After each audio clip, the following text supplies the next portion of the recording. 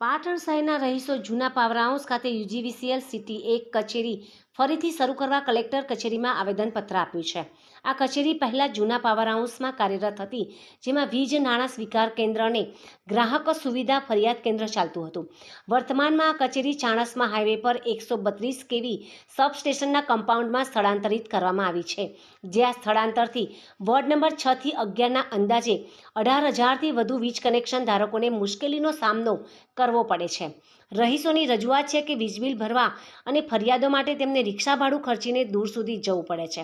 આથી તેઓએ જૂના પાવર હાઉસ ખાતે વીજ પેટા વિભાગ કચેરી, વીજ નાણાં સ્વીકાર કેન્દ્ર અને ગ્રાહક સુવિધા ફરિયાદ કેન્દ્ર ફરીથી શરૂ કરવાની માંગ સાથે સહી ઝુંબેશ કાર્યક્રમ હાથ ધરવામાં આવ્યો હતો। તો 3 દિવસ સુધી ચાલેલા સહી ઝુંબેશ કાર્યક્રમમાં તમામ સહી સાથેનો આવેદનપત્ર કલેક્ટર કચેરી અને યુજીવીસીએલની કચેરી ખાતે આપી સિટી 1 જૂના પાવર હાઉસ ખાતે ફરીથી વીજ કચેરી શરૂ કરવામાં આવે તેવી માંગ કરવામાં આવી હતી।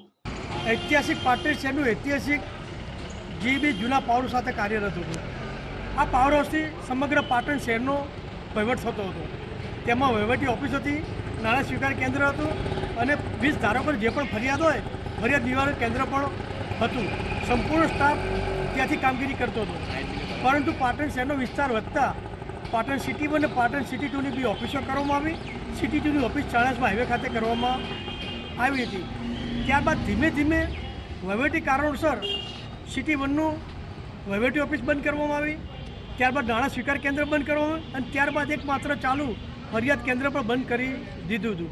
અંદાજે 18,000થી પણ વધુ આ જીબીના ગ્રાહકો છે, એની પરિસ્થિતિનો ખૂબ દયનીય છે। લોકોને સામાન્ય લાઇટ બિલ ભરવા માટે 150-200 રૂપિયા રિક્ષા ભાડાના ખર્ચીને હાઈવે ઉપર જવું પડ્યું છે। સામાન્ય લાઇટની ફરિયાદો હોય તો 150-200 રૂપિયા ભાડા ખર્ચીને એમ જીબી ખાતે જવું પડે છે અને આખો વિસ્તાર વોર્ડ નંબર 6, 7, 8, 9, 10, 11 આખો વિસ્તાર મૃતપાય બની ગયો છે। મેં મહેરબાન કલેક્ટરશ્રીને આ બાબતે આવેદનપત્ર આપ્યું છે કે આપ જિલ્લાના સમાહર્તા છો।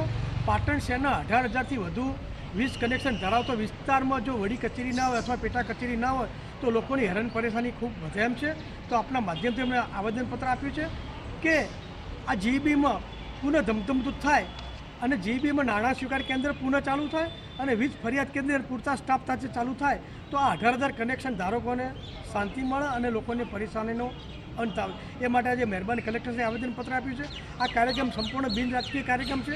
આ કાર્યક્રમમાં તમામ રાજકીય પક્ષોનો સહકાર છે, તમામ રાજકીય પક્ષના કોર્પોરેટર, પૂર્વ કોર્પોરેટરનો સહકાર છે અને વિસ્તારના આગેવાનોનો પણ સહકાર છે। આગામી સમયમાં અમે યુજીવીસીએલના અધિકારી છીએ, મહેરબાન સંસદ ભરતભાઈ ડાભી સાહેબ, મહેરબાન ધારાસભ્ય શ્રી કિરીટભાઈ પટેલ સાહેબને પણ આ બાબતે આવેદનપત્ર આપવાના છીએ।